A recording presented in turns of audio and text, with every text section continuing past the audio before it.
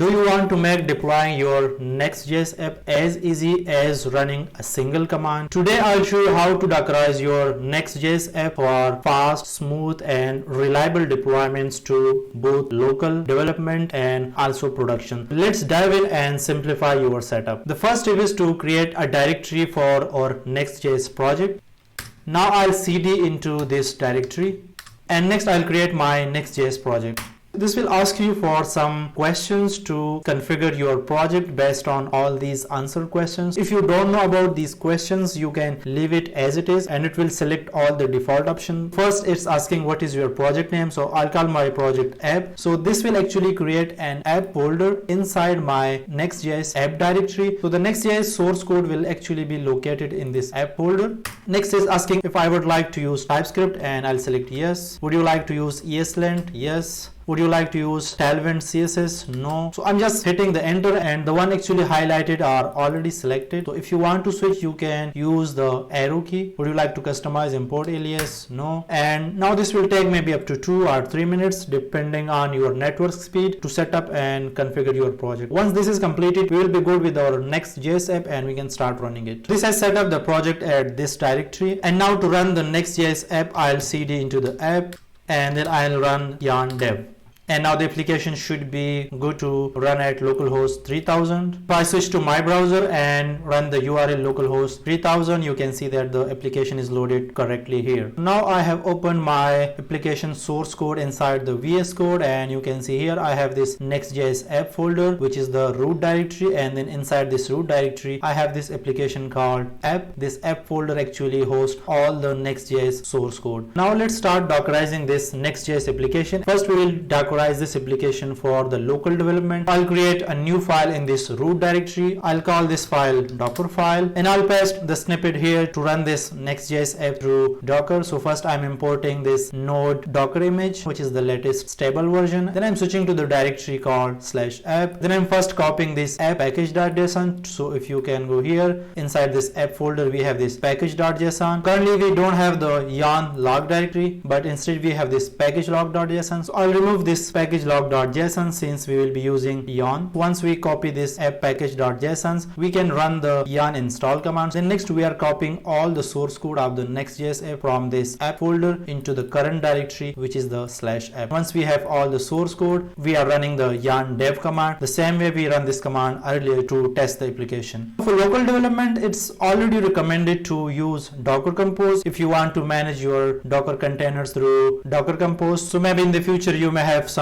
more containers as well into alongside this Next.js container. I'll add another file to the root of this project called dockercompose.yaml and then I'll paste all the Docker Compose source code here. So I'm using version 3.8. I'm giving this service name called Next.js app. I'm giving this image also the same name and also to the container. Then it will build the Docker container within this context, which is the current directory. Then I'm using this app port, which I have not initialized yet. Volumes will actually copy this app folder into the containers. If we make any change inside our host source code, it will be immediately reflected in the container and the yarn dev will automatically start recompiling the application. And next I'm using this other volume called node modules. Node module is mapped into the app node modules. On the container side, I am creating a volume from the app node modules and on the host side it's the node modules, and this volume is actually managed by the Docker. And the reason we are using a managed Docker volume for the node module is that we don't want to add a new package or make any update to the node modules from the host machine. So any update we want to make to the node modules, it should be happening within the container. The same goes for the build stage. So the build should always be happening inside the container by using this Docker managed build volume. This way we are restricting the host machine yarn install or yarn build commands. Everything will be managed inside the Docker container, and this way everything will be actually consistent and will be managed by a single source. Next we are assigning this environment file called .env, which we are going to add right now by adding this app port. I'll add a file called .env. Here I'll create a variable called app port 3000. If you want to run your application on some other port, you can just come here, change this port, try to rebuild your Docker container. We are good now to start building our dockerized-nextjs app using the Docker Compose for the local development. So I'll switch to the terminal and I'll stop this currently running application. I'll switch back back to the root directory since we have the docker compose file in the root directory. I'll run the docker compose up command and this should start building the Docker container and then start running the actual application within the Docker container.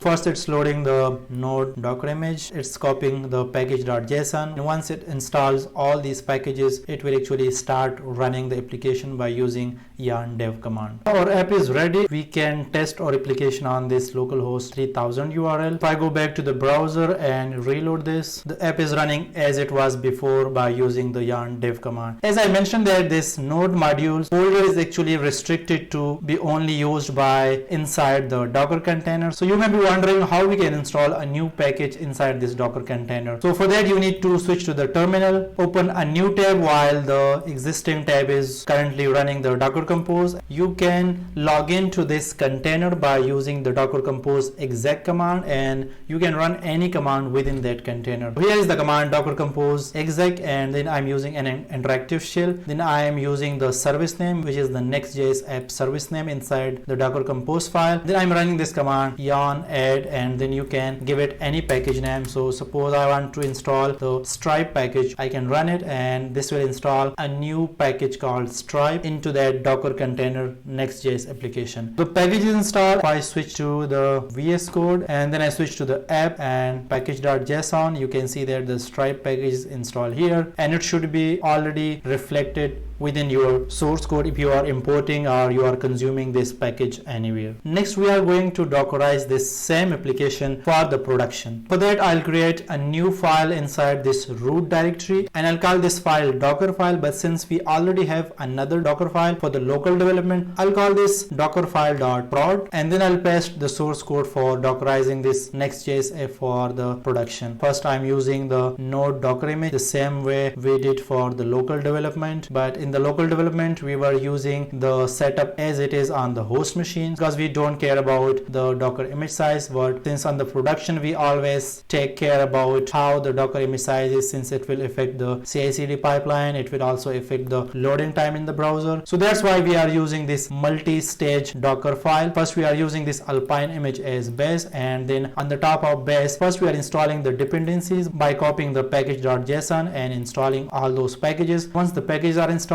we are creating another stage from that same base image and we call it the build stage. So the first one was the dependency stage because we were only installing the dependencies in that stage, and now we are going to another stage called the build. In this stage we will just run the yarn build command to generate the build output for this Next.js application. But to generate the build you need to have all the node modules packages before you run the yarn build command. So for that I'm copying this app node modules into the node modules folder inside this stage from the dependencies, and dependencies is mentioned here as a separate stage. This way we only used the node modules from this stage into this build stage. We are not copying any other unnecessary files and folders and packages. Once we run the yarn build command, at this stage we have the .next folder which is generated by the yarn build command, and we already have the node modules folder as well. At the last stage which we call the runner, and this will actually run our application based on this yarn build and the node modules folder. First I'm setting the environment to production, the host name to 000. The application could be accessible from anywhere. From the build stage I am copying this app public in case we have this public folder in our project directory. Next I'm creating a directory called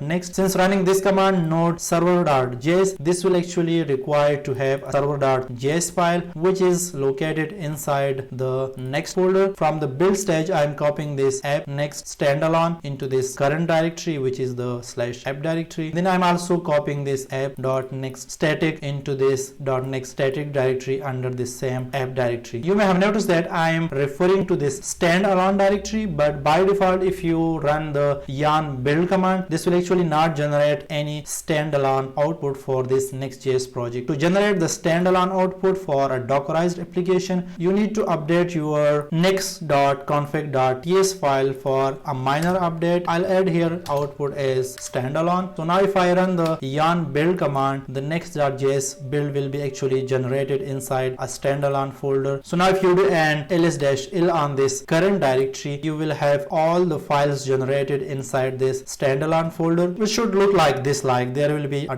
.next folder, this folder, and this folder is generated by the yarn build command automatically. And this standalone folder will have the node modules, it will have the .next.env, the server.js which we are referring to here, and it will have a package.json as well. We are exactly copying all these files and folders from this standalone folder into this current directory. And to test the dockerfile.prod, I'll run this command docker build, and then I'll tag that generated image with nextjs prod. Since we are using a customized file name, I'm using this -f dockerfile.prod and then current directory. Let's run this command. So this should generate a Docker image for our Next.js application. And now we are going to run it and test it. I'll run this docker run command and making it interactive so we can close it with the Ctrl+C. Since the Next.js app is running on port 3000 inside the container, I'm mapping the port 3000 to inside the container to the same port. This is the image name we just built here. So now let's run it. And here we can confirm that the Next.js application is running on this localhost 3000 within the container. If I go to the browser and reload this localhost 3000, you can see that the application is still running. Now let's see the list of Docker images the Docker Compose has created and the image which has created by this production Dockerfile. So I'll do docker image ls. The image generated by the Docker Compose for the local development has a size of 3.06 gigabytes. And the Docker image we generated to the dockerfile.prod for the production, that has the reduced image size to 219 megabytes. That is the reason we have a separate Docker file for the local development, where we don't care about the extra dependencies, the extra files and folders. We just need to make the application up and running. But for the production, we are more concerned about the performance and the Docker image size. So that was the reason we have a separate Docker file where we have this optimized version of the Next.js application.